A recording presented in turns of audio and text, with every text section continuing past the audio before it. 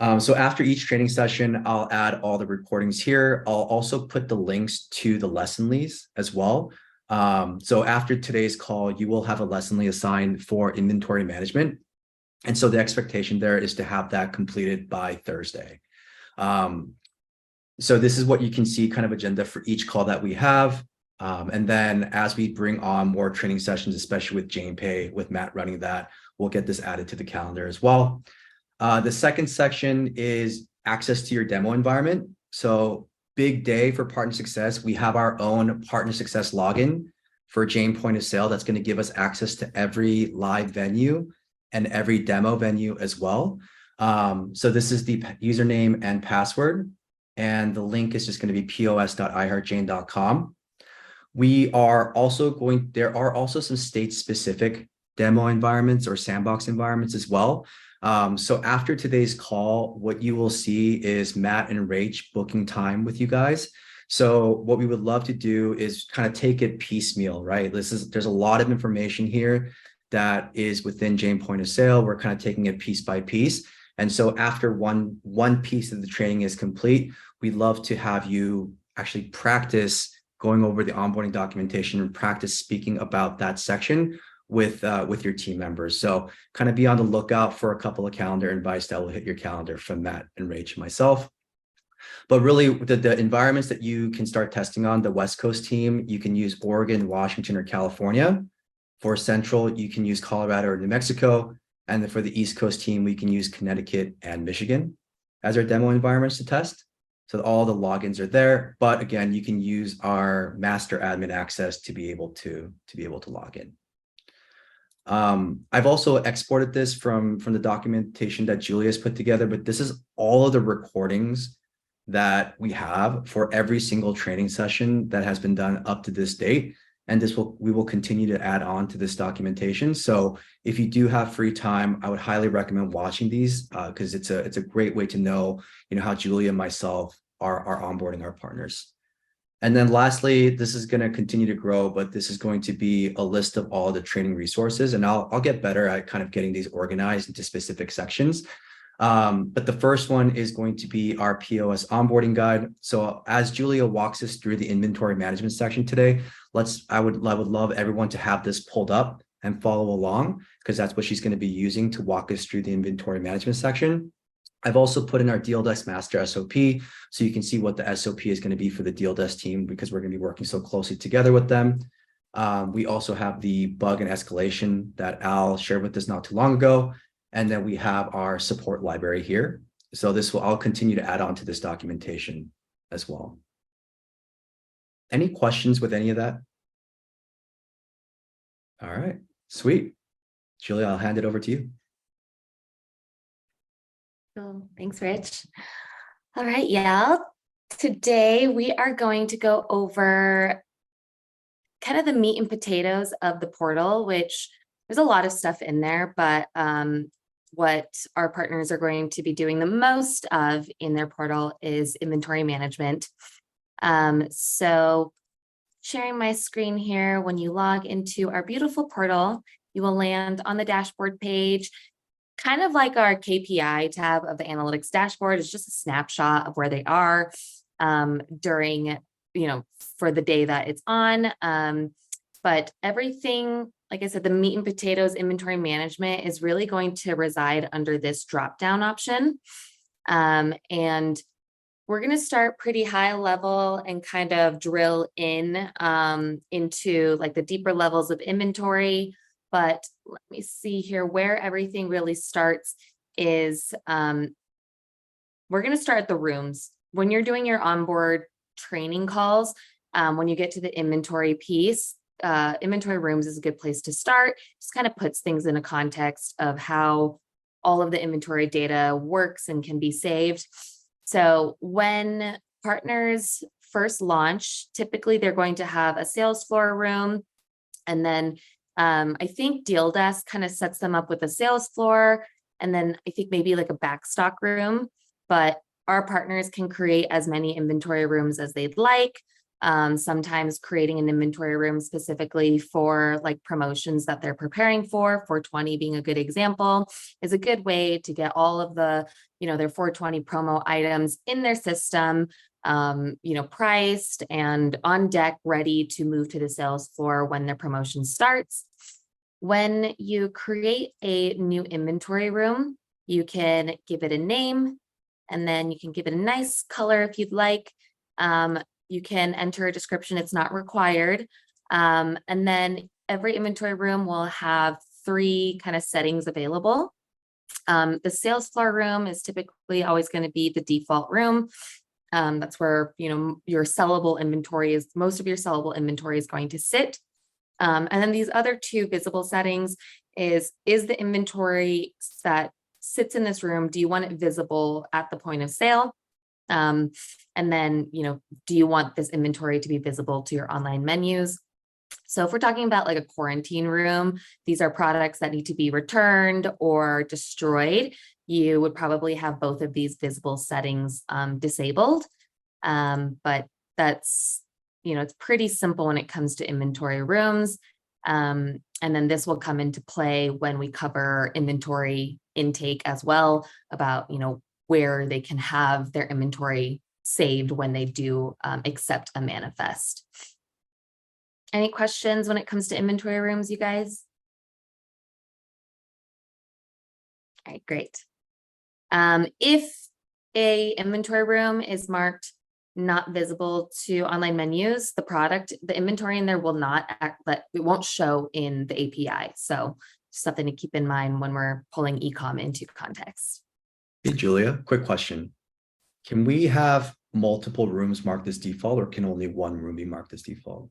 Yeah, so I just went over this with Chloe. It's a little confusing. There's a small bug right now where it does allow you to mark more than one room as default. So like I can have this room be default, and then I can also, oh, just kidding. I guess they fixed it. Answer is no, only one room can be marked as default, which is how it should be. And I guess if you try and make another one as default, it throws up this error. So yeah, only one room is default.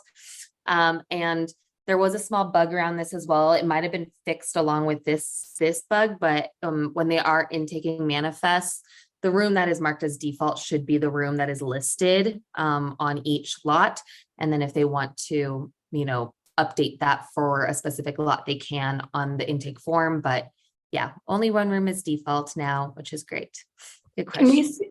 Can we see which one is? Like, where's the best way to find out which one is default? Yeah, so it's not really surfaced here on the main page, but if you just click edit on any of your rooms, you'll see which one is marked as default. So right now it's our sales floor. We'll see that the rest are not marked as default. Good question. So the next place I am going to navigate to is our product details. So trying to think, a lot of us are familiar with LeafLogix, and they refer to it as like the product master. And then they have batches, right? So same thing in Jane Point of Sale. Your product detail is going to be similar to the product master in LeafLogix. It's like the skin or the shell of a product, if you will, has nothing to do with inventory stock or I guess potency or anything like that. It's really just the product name, brand, price, things that are pretty constant no matter what batch you're selling through. So let's go ahead and open a new product detail form here. So everything you see here is the information that lives at the product detail level. So you can assign a brand. You're going to assign a product type. So maybe these are pre-rolls, and then you can enter your product name here. So, whoops. So yeah, maybe we're doing 2727, and this would be pre-roll, Gorilla Glue, 1 gram pre-roll. You don't need to enter an internal product ID. This is actually automatically generated when you create a new product. This is a really great feature in Jane Point of Sale. If we have a partner who has multiple locations, there's a setting where they can share product details across locations. So this really helps with keeping their point of sale naming conventions really clean and standardized across all stores also helps our content teams, so that if they map an alias for one of their locations, that alias is now mapped for all of their locations. The only disclaimer I would give for this setting is that if someone were to change the product name, so they come in here, like this is a product detail that's being shared across 4 stores. And if someone came in here at one location and changed the name to Gorilla Glue number 4, it would change the product detail at all locations since it's being shared. Here, they're going to add their price. So maybe this is a $10 1 gram pre-roll. And then they can mark this product as discountable or not discountable. Really nice feature as like a fail safe of like, hey, this is a super special item that we get really low margins on, so we never want any discounts to apply. So even if they had a discount set up that, you know, would apply to all of their pre-rolls, it would not apply to any that were marked as not discountable. And then here is almost like a visibility setting. So is this product going to be available everywhere or at the point of sale only? Everywhere would include their online menus. Point of sale only visibility is like a good use case for like bud tender samples, where they still need to be able to sell it at the point of sale, but they obviously don't want it, you know, showing on their online menu. Then they can add a strain, select a flower type, and then weight per unit. This is a 1 gram unit. And then if they want to add a description, they can also upload an image. Fun thing about Jane Point of Sale is we can pass product images, descriptions, and lineage to ecom. You'll see though in Jane Point of Sale, we do allow them to select indica or sativa hybrid. If a product is selected as indica hybrid, that information will pass to ecom as just indica or, you know, just sativa. I would say the most important piece of information on the product detail page is going to be weight per unit. Tech support, you might be pretty familiar where partners reach out and they're like, it's really weird. Like my 1/8 is showing at our quarter price or something. You know, they might have this as like a 3.5 gram in the product name, but what they have entered here is 7 grams, and will always be mapping for weighted products, will always be mapping to the weight that they have entered in this field. If they don't have a weight entered in this field, then the product won't map at all. So this is a pretty important field. This is also what's going to count against their purchase limits. So just I would say on product details, this is the most important. And then if they wanted to add a tag to this product detail when they're creating it, you can go ahead and select the tag here. They can always apply tags afterwards, after the product detail has already been created as well. So the reason they could potentially save this without entering a weight is for items that don't have a weight, like beer or something. Yeah, something like that. I'm going to back out to the product detail page again. All of our pages here, the product detail. So there's kind of, I view inventory in 3 layers. We're at the product detail page. The next layer is going to be the inventory level, which we'll go to next. And then the deepest level is really the lot level. All 3 of these pages have like these filters on the left-hand side, so partners can easily, you know, navigate and find the products they're looking for. So let's say I am looking for all of my like solventless products, and they tagged these products with the solventless tag. They can, okay, we don't have any products with that tag, but there's a bunch of ways they can search. Fun tip, this is helpful when you are doing kind of onboarding training calls, is the search button is always down here. But if you are applying some filters here, and maybe we want to select a brand, instead of like going all the way down and hitting the search button, if you just click into one of these typable fields and hit enter, it'll run the search for you. So again, always, we don't see any like quantity on hand or anything on the product detail page. It's just the details of the product. Now, there are some things your partners can edit in bulk from the product detail page. So I'm going to check a few of these. I'm going to hit edit checked, and you'll see all of these things are what they can edit in bulk at the product detail page. So Currently, these are all under pre-roll product type, but maybe we need to move them to the infused pre-roll product type. We can do that. Pretty much anything you see here is editable in bulk. Any questions about bulk editing? All right. So we covered product details here. I'm going to go down to the next level of inventory next, but real quick, something that is super helpful for our partners, especially right after they go live, since we're migrating data from their previous point of sale. You know, a lot of point of sales don't make it easy to manage their inventory and keep their inventory data clean, is we have these really quick product detail auditing reports here. So again, we talked about why product weight is a really important piece of data. If they want to run a report to look at all of the product details they currently have that's missing this information, they can just click this button. And now we see here are all the products that are missing product weight. Al pointed out paraphernalia doesn't need weight, but you know, flour, we definitely want to have the weight entered. So you can click into the product, hit edit. I don't know why that is showing as missing weight. It is definitely showing weight. Sellable. Okay. Because it's 7.0, should it just Yeah. be? It is 7.0. It should be 7.0. I think maybe there's a small bug with this. I've seen this before where it's showing products that do have a weight. I think this is a good one. So sour fun concentrate. We click it, edit here. Yep, this is missing weight per unit. So this one, maybe it's a 1 grammer.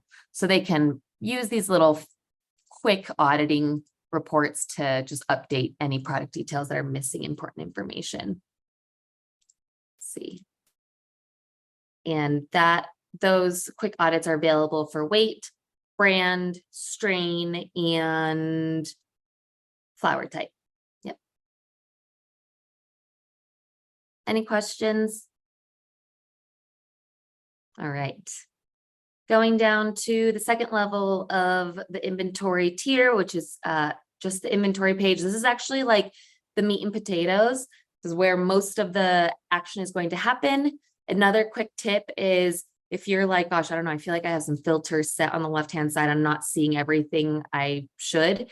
There is a quick clear button here, so you can clear any filters that are sitting here. And this will get you to viewing everything that's available.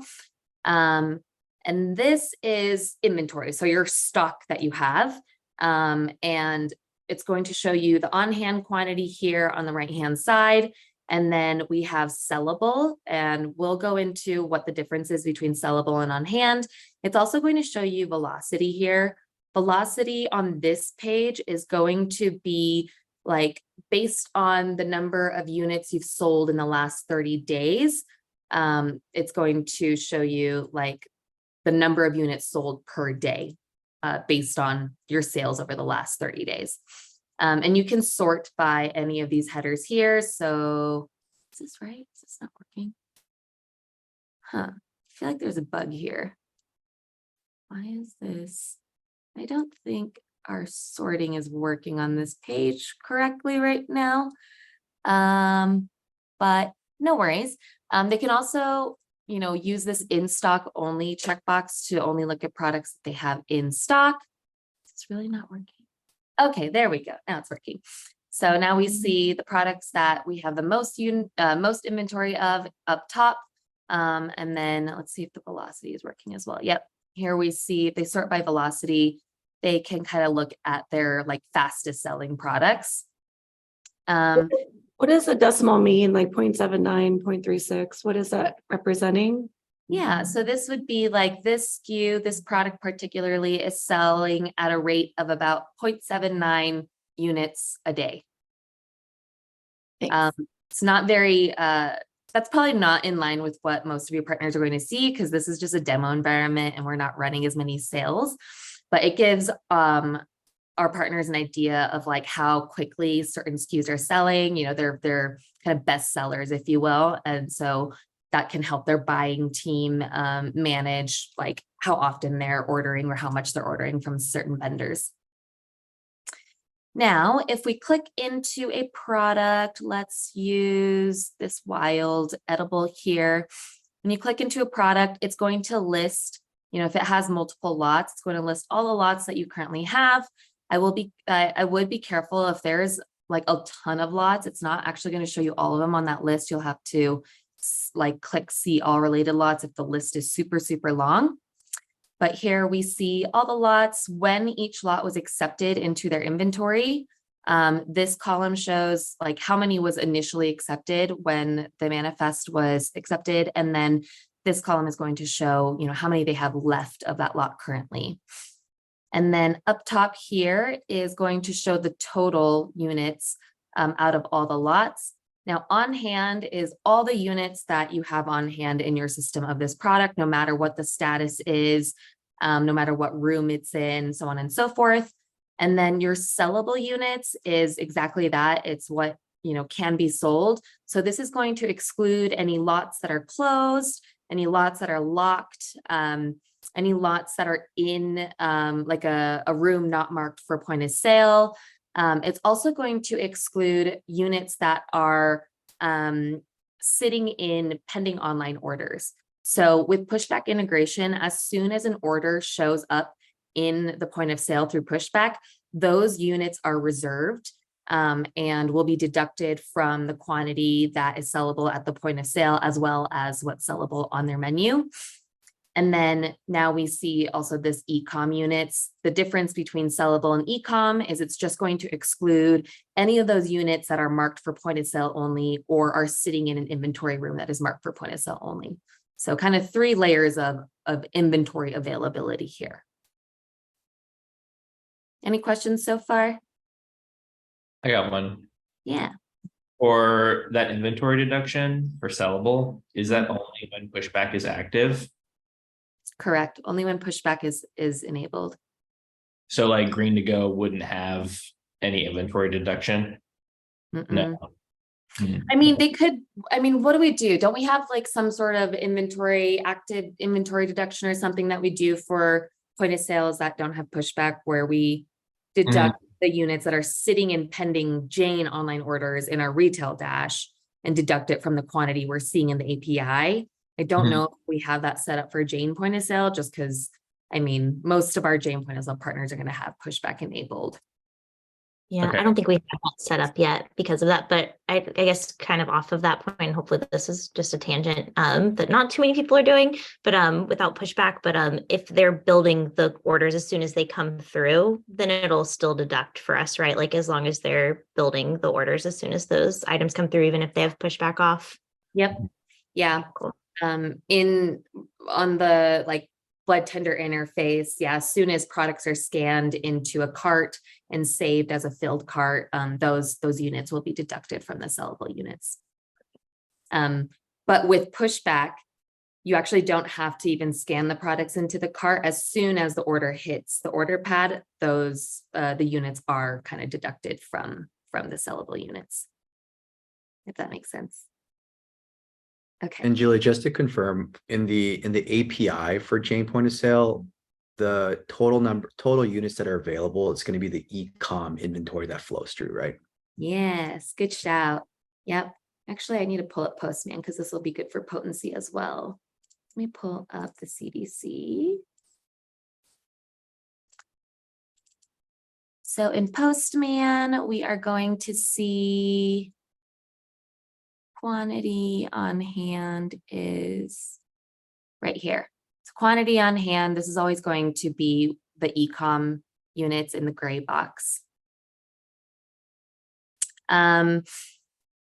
If sometimes like the data for these units gets like backed up for some reason, and they'll be like, I see when I count up, like total up the quantities here, it is not lining up with what's showing here, which this is what typically shows in the API. So it can cause some issues if it's not lining up. There's a really great like reset button here, sync quantity on hand. So if ever in doubt, you're like the API quantity does not look right. These don't look right. This doesn't break anything. It just kind of like resets the quantity on hand. So when in doubt, don't be afraid to use that button. Over here on the right-hand side, these are kind of like your inventory details. So we see the cost per unit of this product, before tax prices, after tax prices. And then what's great is if someone were to change the price of this product, so right now we see this is $32, but let's say someone came in here, like we're going to change the price to $34 and they hit save. The inventory detail page will always show what the previous price was if there was a price change. So we see that the last price was $32, it's now $34. And you can actually see this in our API as well. So price cents is going to be the current price. And if there was a price change, the last price is going to show what the previous price was. And then here we have some great links. So if we break down the margins, it'll show you what margins you're currently making on this product. Let's say they're like, I'm not happy with 57% margins. I actually want to make 60% margins on this guy. If you do that and hit save, it will actually adjust your retail prices for you so that you are making that 60% margin. And then you can also break down the taxes, and it's going to show you, the tax amounts that's going to the taxes you have set up in your portal.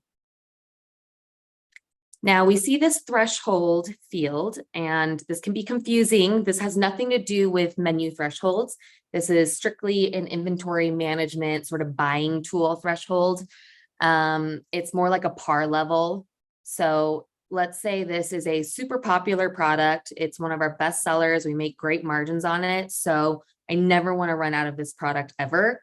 And I know that it sells super quickly. So whenever the quantity on hand hits 100 units, I want to make sure that this is flagged. This product is flagged. So our buying team knows that they need to place an order. You can go ahead and do that and set an inventory threshold there. So just want to be really clear, this has nothing to do with e-com.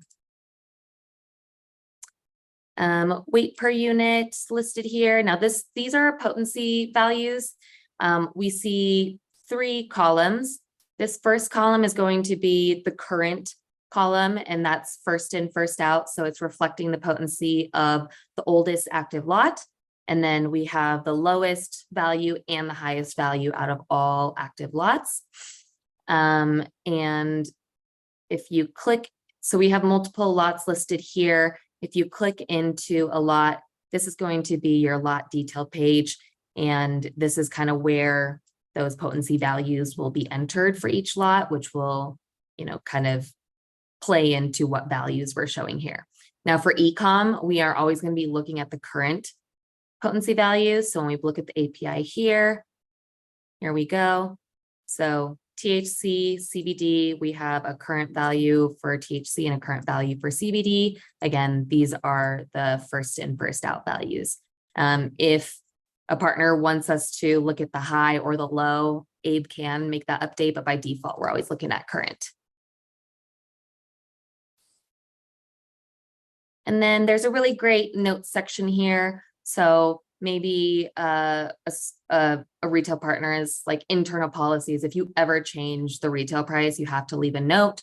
So let's say I'm changing the price back to $32, be like changing price to 32.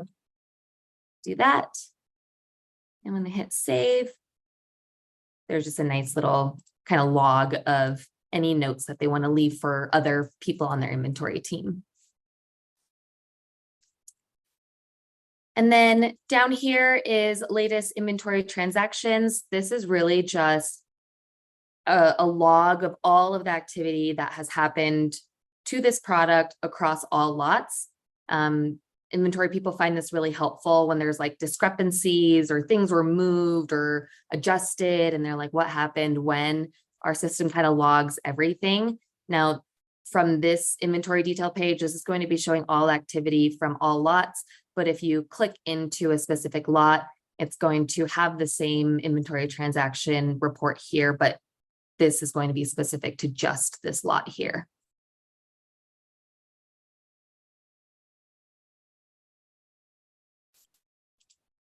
And then let's see. So we did Inventory detailed page.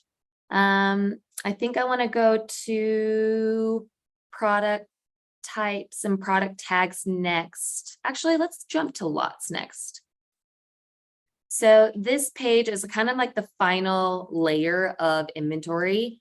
I'm going to clear my filters, and it's pretty much everything we saw on the inventory page, but now it's broken out by specific lots. You can see what status the lot is in, as well as what room it's in, and then how many units are still remaining in each lot.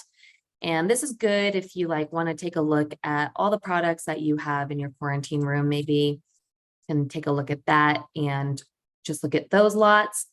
And then this page is also, sorry, I'm going to back up real quick.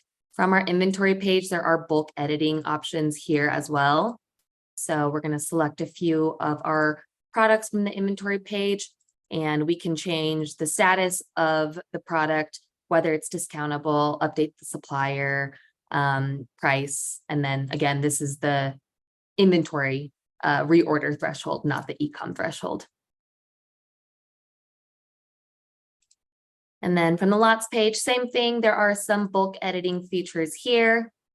From the lots page, if we want to move all of these lots to a specific room, we can do that here. And then we can also update some of these other data points for the lots we have selected.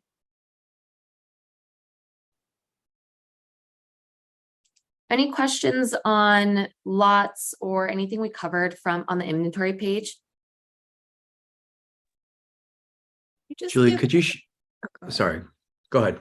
I was just going to ask what like common questions you've been hearing on the onboarding trainings. Oh man, it really, gosh, it really depends. There's just so much available here.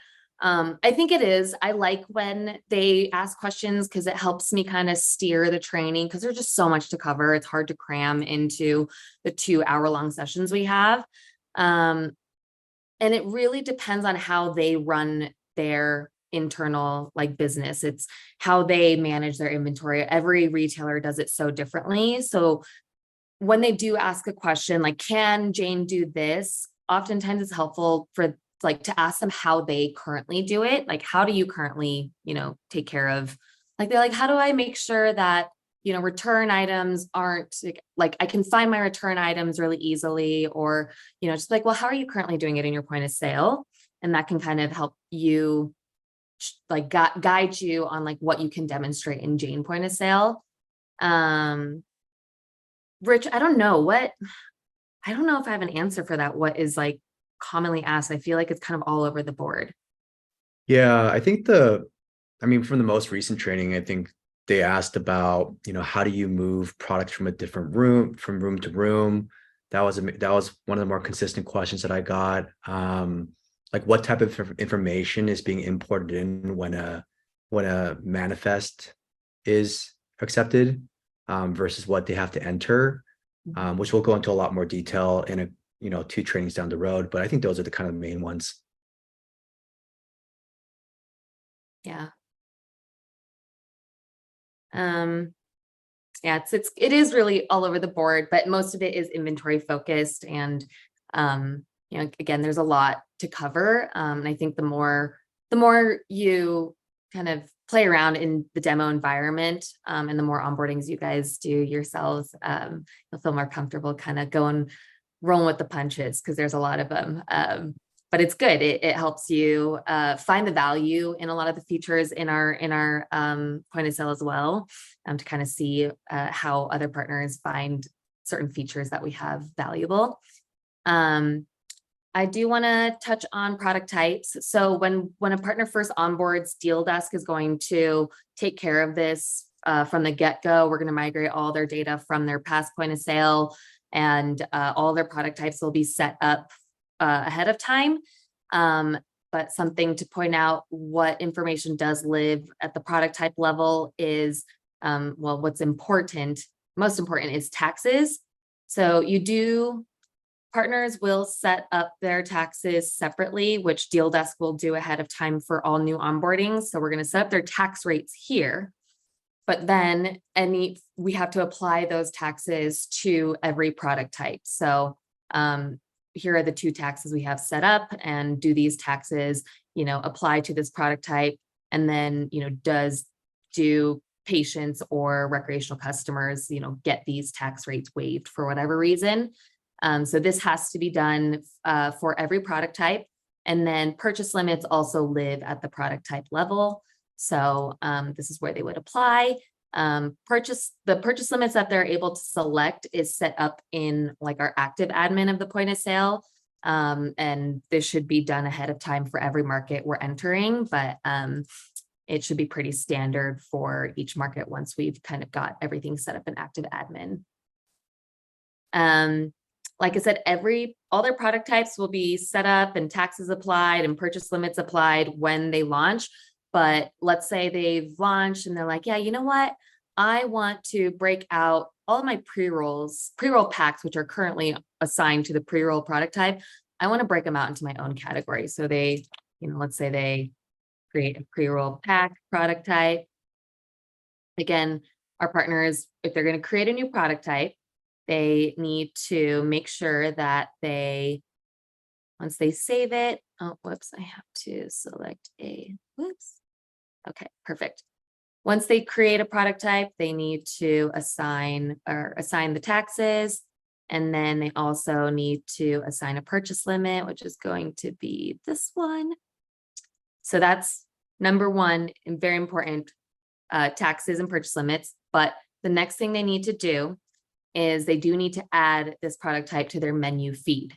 So our e-com is looking at an API that is feeding data based on this menu feed that's set up. And this will be set up ahead of time when they launch as well. But if they were to create a new product type after they launch, they need to make sure they come in here and edit their menu feed. Edit their menu feed and make sure that they add this new product type to their menu feed. Otherwise, all the inventory that they move to this new pre-roll pack product type are not going to be showing in their API until it's been added to their menu feed. We also need to give Terry and team a shout in case we need to update their menu configuration to read that new product type. But I think that is a really, really common case that comes through is I'm not seeing like a bunch of products on our menu. And then if it seems like they're all falling under one category, I would ask them, what product type do you have assigned? And then is that product type showing in your menu feed? Any questions about product types and menu feeds?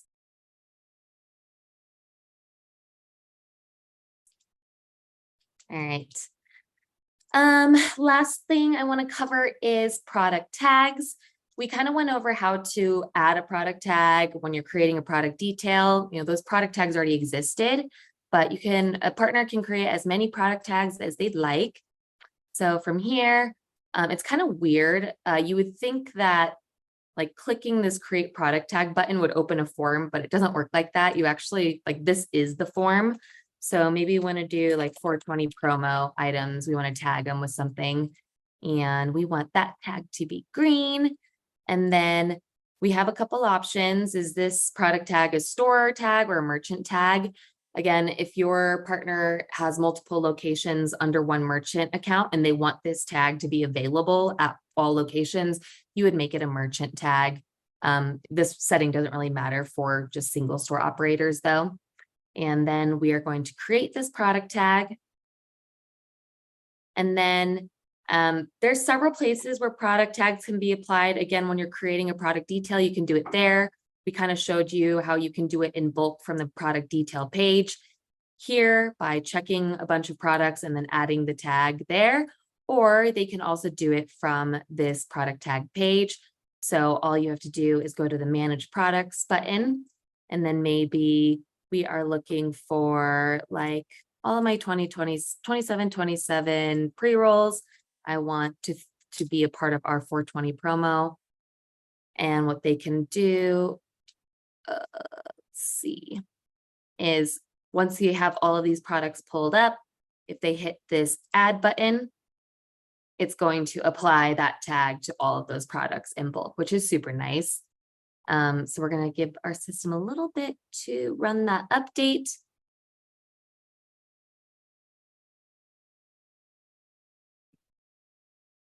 And delete just deletes the tag, I'm assuming. Yeah, great. You're on to it, Lauren. Yeah, I mean, this is something, especially Greenbits partners, you guys, managing tags is such a nightmare. It has to be done like one by one, product by product. So this bulk tag management feature is really, really nice. Our portal is taking a little bit to think here. But yeah, same thing. If we wanted to come to this tag management page for a specific tag, you can actually delete individually with these buttons, or you can delete it from all the products that it's currently on using the delete all button. Okay, never mind. Okay, here we go. So we're looking at all of our products with their clearance 40% tag. You can delete from single products using these buttons or deleting it from all here.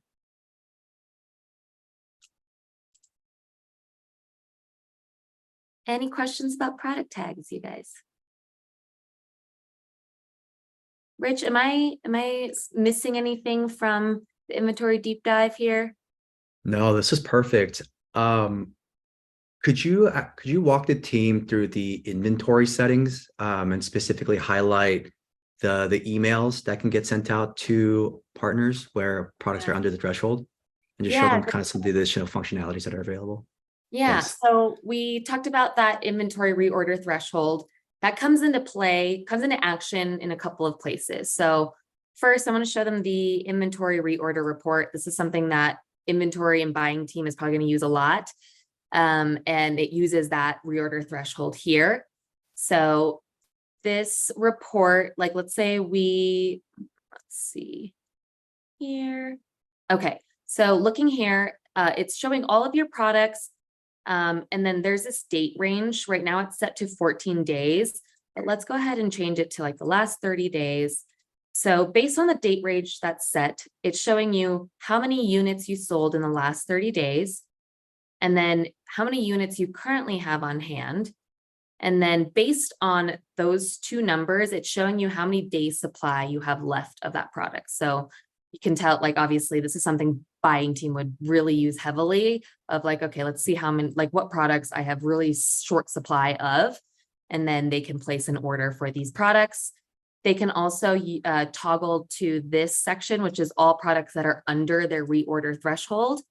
And most retailers are not going to set a reorder threshold for all of their products. Typically, they're setting a par level for products that are like they're making a lot of money on it. They never want to run out of it. But if they set a threshold on a product, they can use this report and toggle to view all the products that are currently under the reorder threshold. They can also, under inventory settings, schedule an automated email to that will send a report of all products that are under the reorder threshold. Maybe they want it to go out weekly, monthly, or daily, and they just need to enter the email addresses here for the recipients. And then some other inventory settings available here.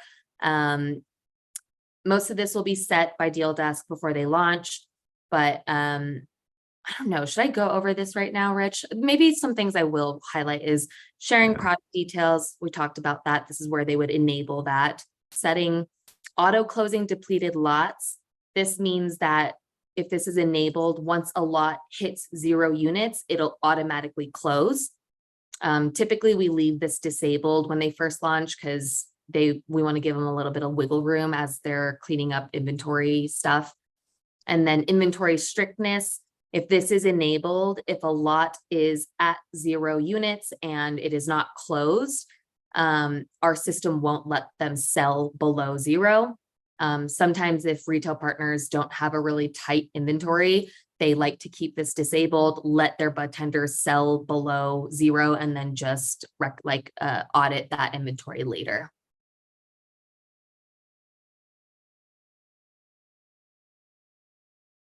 Anything else, Rich? No, I think that was perfect. Thank you so much, Julia. Any questions, anyone? It was really thorough. It's a lot. It's a lot. Great. Julia, that last scenario, how often do you see that happening where they're selling stuff that's not yet processed through? Say that again. What the last scenario that you just described, how often is that happening? When they're selling it below zero. Yes. Yeah.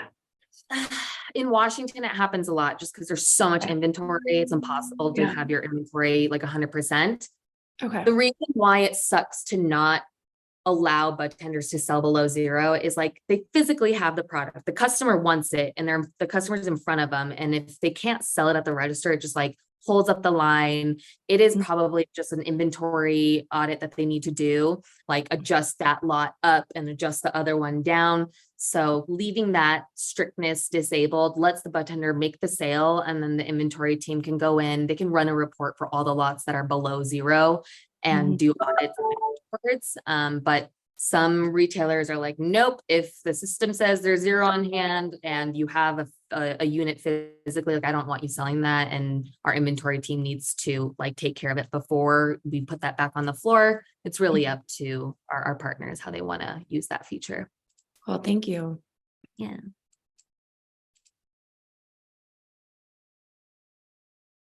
Any other questions? Awesome. Thanks, Julia. That was great. That was amazing. Perfect. Well, I was gonna walk everyone through how to set up the Android emulator. I don't think we're gonna have time. I walked Jay through it and I think it took over 10 minutes. So what you'll see in your inbox is going to be a couple of files. There's going to be a link to a program called Android Studio.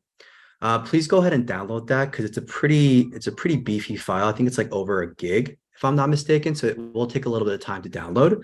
So let's get that downloaded. And then there's also going to be two zip files. One is going to be called emulator setup. Yeah, 4 to 5 gigs. Yeah. The second one is going to be called emulator setup. So please download that. And then the third is going to be an APK. So that's going to be the latest Jane POS application that we're going to be downloading onto our Google Android emulator. And then if you look at the